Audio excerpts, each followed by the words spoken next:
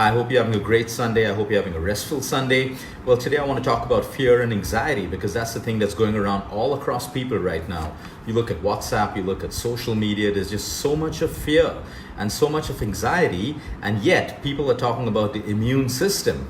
Now, let's be realistic and understand that if you are constantly fearful, if you are constantly stressed, if you are constantly anxious, the one thing that you're weakening in your body is your immunity. And as everyone scrambles to find different ways to build their immunity, because we know right now the only thing that can protect you against a virus or help you recover, even if you get the virus, is a strong immune system. So what we're doing is we deal with fear and anxiety all the time. But the number one thing is, let's understand what fear and anxiety really does to us. Okay, first of all, fear is not real. Everything that you're going through right now in terms of fear and anxiety, your mind is picking up everything that you read. Every new death that you see, every new spread that you see, the news that you see, a lot of fake news that you see, a lot of forwards that you see, a lot of fake forwards that you read is constantly leading to a thought. Now, these thoughts result in a feeling. Every thought results in a feeling. So if it's a happy thought, you have a happy feeling. If it's a sad thought, you have a sad feeling. If it's a fearful thought, you have a feeling of fear. And as we read more and more, we're only increasing the amount of fearful and anxious thoughts, leading us into a vicious cycle of only fearful thoughts, which means fearful feelings. Now, one thing that we need to understand about fear, most fears and anxiety is never real. It's not real. It's what stories your mind has made. So now we have a fear of the virus or of an economy. That is the truth. That is a fact. That is different from fear. The residual feeling is fear.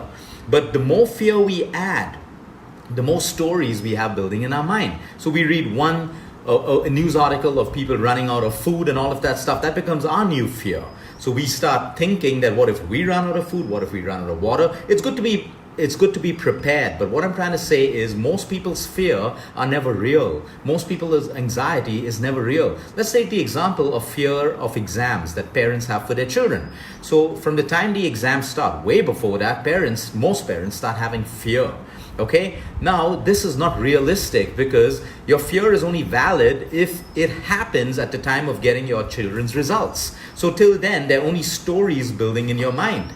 Like, will my son do well? Will my daughter do well? Will they get good grades? Will they fail? Will they get sufficient marks to get them to the next grade and to a good university? These are stories and illusions that your mind builds, which is absolutely useless because you have no control over the outcome. And all the fear in the world and all the anxiety in the world cannot determine, cannot predict, and cannot control the outcome of what you're thinking.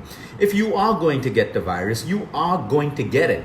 Deal with it. It's going to happen that way. But fear and anxiety is not helping you. It's not helping anyone around you. As adults, if we demonstrate fear, guess who picks it up? People who look up to us, our children, teenagers. They are constantly looking at parents, to see how they feel. So if parents are threatened with fear, children immediately think that their security is also threatened. So now you've not just created fear in your system, but you've created it in your family, in your society, in your building, and all around you.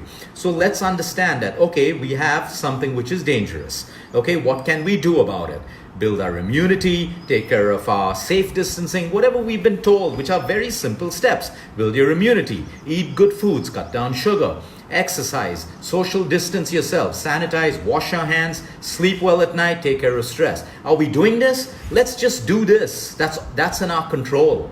But fear and illusion, everyone's passing on forwards and you're just thinking more and more. And the mind is a dangerous tool. It's a beautiful tool if you use it constructively. But all these things that you keep reading is only creating more thoughts and more fears. When it comes to fear and anxiety, there's a simple flow chart that you need to follow. This is the fear. This is the worry.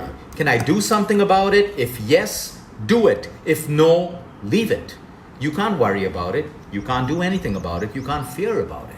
But everyone right now, most people have just built stories and stories and stories based on what you're reading and what you're seeing. A lot of it is fake. Some of it is true. But what you have within your control is what you can do at this point. So the first question, are you doing it? Are you spending so much of time in your own fear, in your anxiety, and your anxiety and fear is not allowing you to implement and execute the little action plan that you have in front of you, that you can do right now. So that's number one. Let's understand thoughts, okay? Because this is not just about the virus. Things are going to get worse in terms of economy, layoffs at jobs, and all of that stuff. How are we going to deal with all of these things? Number one, you need to understand that your thoughts are everything. Everything. That's why if an industry, if a country, if a government, if the world wants to instill fear in you right now, they do it. They do it because they control you. Everyone who's controlled by fear becomes puppets to whatever's going to be controlled, whatever's going to be changed. You need to understand that your thoughts result in feelings. So right now, yes, there is fear, there's anxiety. Can't do anything about it. What can I focus on and change my thoughts? What are the happy things happening in my life right now? What are the good things going on in your life right now? If you're not in quarantine, you're at home, you're healthy. You are way better off than someone else who has been sick already or who has the virus. It is so important for us to understand that we need to dismiss negative thoughts.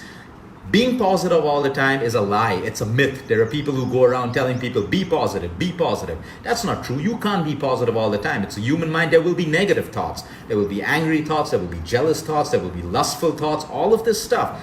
But what is in your control is how quickly you can dismiss those thoughts. How much of fuel you give those negative thoughts. You give those negative thoughts more attention, more fuel, they're only going to grow more and more. And every thought results in a feeling. You have to have a feeling that goes along with a thought. You can't just have a thought and no feeling. It's impossible. Try it. It is impossible to have a thought without a feeling. So now there's fear. Direct your mind. And that's why I always tell people, have a hobby, have a passion, do something. Now is a time where you move your thoughts from fear and anxiety into something that's going well for you.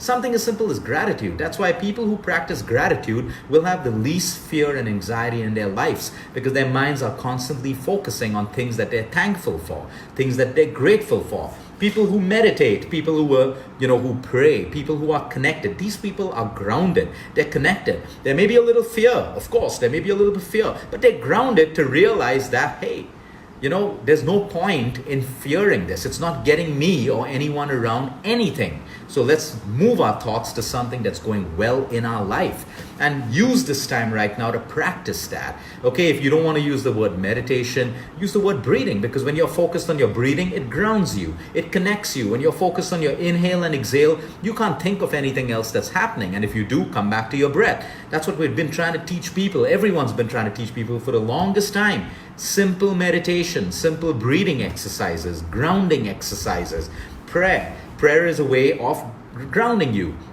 But when you're disconnected from yourself, your mind falls prey to everything, fear and anxiety, because you have no connection, you have no grounding. It's like a ship that's lost the anchor. Now, the wind, a storm can take the ship anywhere. But if the ship has an anchor, it can blow.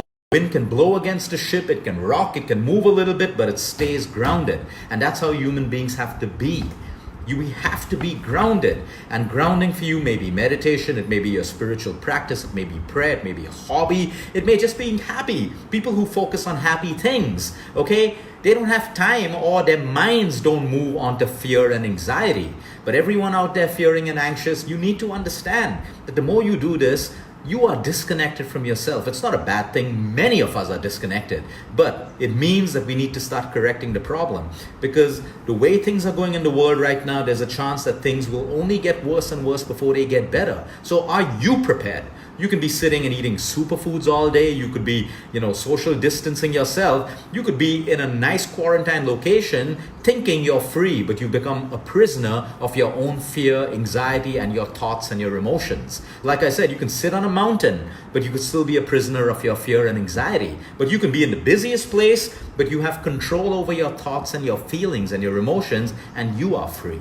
So let's understand right now, if you are part of, forwarding all crap messages and things which you don't believe are true and real, okay, stop it.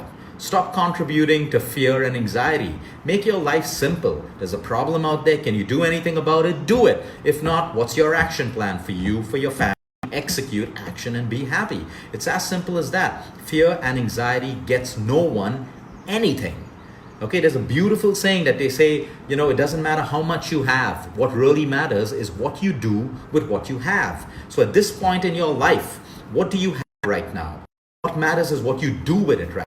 You cannot control anything around it, but what you have, what is right in front of you, is within your control. So take 100% advantage of that little thing and do it and do it and do it. Just remember, fear and anxiety is making you sicker and sicker. In fact, fear and anxiety is making you is putting you on a platform of danger because your immune system is compromised. How does that happen? The simple science behind it: you're constantly thinking, stressed, and worried. Your body produces a stress hormone called cortisol. Cortisol goes up, estrogen, progesterone, fluctuation, testosterone, immune system comes down. The more cortisol you have, the more inflammation you have. The more inflammation you have, your immune system comes right down. That's why most doctors and medical systems across the world are fighting inflammation, because they know it depresses your immune system. So you're trying to, be, very but here you are, your own self-destructive fear and anxiety is going to be the reason why you have a low immune system. So keep it simple, keep it real. Have a great weekend, everyone. Breathe, take it easy. Focus on you, focus on reconnection. Most of the stress and anxiety in the world disappears. It doesn't disappear. You face it better when you're connected. You're strong. You can face whatever comes your way. Sometimes you need help. Sometimes you need all of that stuff. Take it. But when you're grounded and anchored, you can face problems and stress better than people who are not connected, people who are all over, like puppets, responding to everything, responding with anger and frustration because they're not in control. But someone in control can have logic, calm, a rational mind. They may get a little bit angry here and there, but they are in control because they are grounded and centered. Have a great Sunday, everyone. Until next time, eat smart, move more, sleep right, and breathe deep.